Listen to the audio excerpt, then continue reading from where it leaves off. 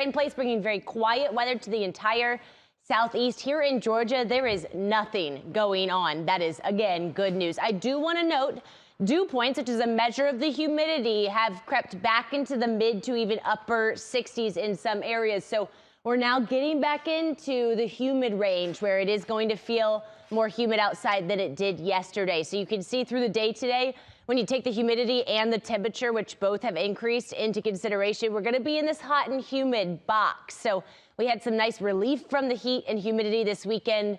That is now a thing of the past. It's certainly going to feel like summer again today. High temperatures running about 3 degrees above average.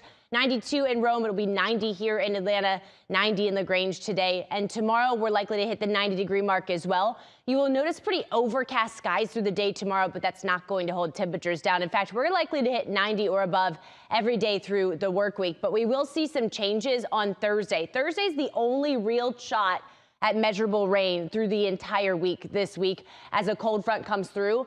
After that front moves out, temperatures jump back down into the 80s for this upcoming weekend with lower humidity. So a really nice second weekend of September. Let's update you on the tropics. This is brand new information just in from the National Hurricane Center. We got Tropical Storm Gert, which is churning in the middle of the Atlantic, no impact on land. We also have Tropical Depression Katia, also will have no impact on land. However, there are two waves, one of which is a huge cluster of thunderstorms coming off of Africa. That has a 40% chance of developing by Saturday. But another wave, we talked about this at the end of last week. This wave now over the open Atlantic, very high chance that by the end of the week into the weekend, this is our next named storm. It will be named Lee.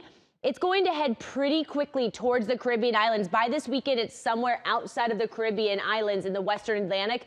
It is likely to be our next hurricane, okay?